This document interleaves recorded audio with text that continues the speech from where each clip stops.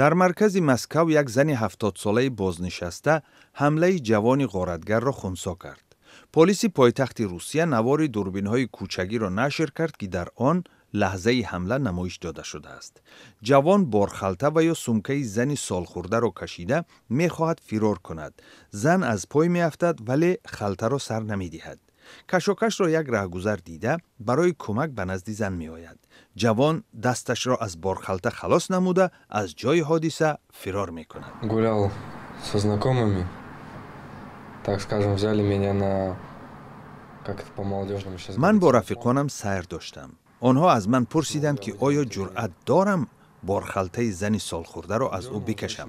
وقتی بارخلطه را کشیدم زن افتید ولی آن را سخت قپید.